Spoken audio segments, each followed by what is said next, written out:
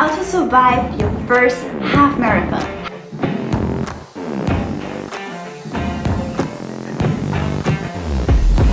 Hi, welcome back to Miss Runs the World. I'm Veri, and I was not a runner 3 years ago, and then I became a marathoner, and now I'm training for an Ironman.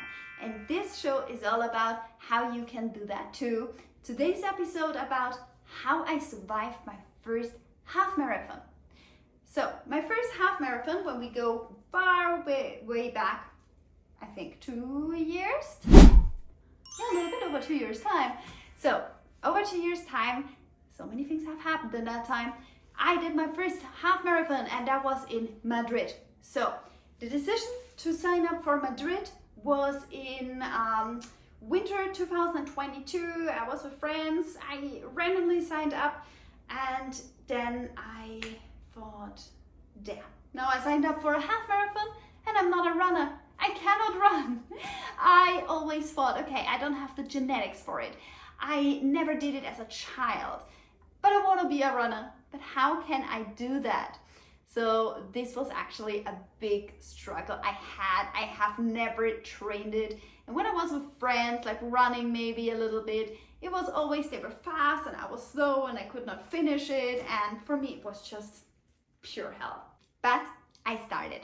So I had my inscription for the half marathon, and to be honest, at that time my training was horrible. I did a little bit once in a while, did a little run, I tried myself, but super slow pace, tiny kilometers, and I was just not really prepared.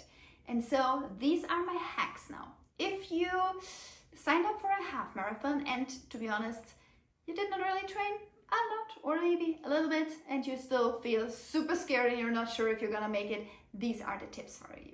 First of all, calculating. And yeah, I know it sounds maybe stupid, but you know, I was a very slow runner. I enjoyed it, but I was slow. And then I realized this half marathon has a cutoff time, which means they will stop the race at one certain point and tell you, sorry, you're out of here. And that was for a half marathon, 3 hours. And I was like, well, my pace is at something with 7-ish. What shall I do? So I was so scared. That meant I first calculated. I went for a little run and thought about, okay, could I sustain that pace for a 21 kilometers? And then calculated, okay, how many hours would that be?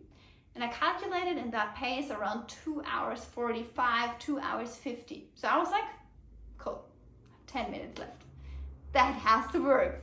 So that was the first thing. Just really think, can you do the cutoff time? Calculate it and just have it in your head as well, just to know, okay, I need to have at least this speed for the cutoff time. This is just, for me, was important that I knew there's not gonna be any problem when I run in my well-being pace. Number 2, playlists. And this sounds ridiculous, but I love listening to music meanwhile I'm running. And then I went to one of the half marathons once, and also in Madrid. I did not download the list, and what ended up in, I lost signal. So my music was completely out of place. I haven't had signal, I came out of my routine, like of my rhythm, and it didn't work. So please make sure that you download your list before the race. And don't let it shuffle some random songs you might like as well. No, your downloaded list for the marathon, that you can really run with your music, feeling good, not getting out of the rhythm. Then, next thing, what was very important for me. I haven't had any idea about nutrition before the race, and therefore this was something I really struggled with. I got a little bit of a last minute idea from a friend, but this, please keep in mind, nutrition is key. Nutrition is the thing that pushes you through the race. So please, before that, plan your nutrition. I'm gonna make a video about that as well. Plan your nutrition for a race day, have it all with you, And I have friends who are just running and say like, oh, maybe an aid station is coming and then I can get something. But to be honest, if you're running and you're at kilometer, I don't know, 17 and there is no aid station, but in this moment you just feel like I need something, then have it in your pockets. It's so much better to just have it with you. In German we say, lieber haben als brauchen, which means, I probably say it in English as well, like I would rather have something than I need something. And that's exactly it. So rather have everything with you and then in the end, put it back into your fridge at home if you don't need it. But you will highly regret what you don't have with you during the race. And now the most important thing, and this was a thing that really brought me through the half marathon in Madrid with tiny little training. This was actually my mindset. And now we're talking about which mindset do you need to finish a race? Is it a half marathon, a marathon, any race you want to accomplish? First of all, when you go to the race, you will finish the race. That's very important. You're not dropping out. If you're not having like a major accident, injury or anything like that, I'm not talking about that. I'm talking about when you go to the starting line, you will end in the finish line, and that has to be 100% clear. So the first thing you need to do is already the night and the days before, you focus yourself. Be alone, close your eyes, and think about how you are crossing the finish line. The feeling, the crowd around you, and you're running, and you see the time, you see the finish line, you're running through it, the crowd is cheering, and you get your medal. Focus, focus, focus, focus on this moment. Already imagine it, and you're running exactly to this moment. Many people as well set themselves goals.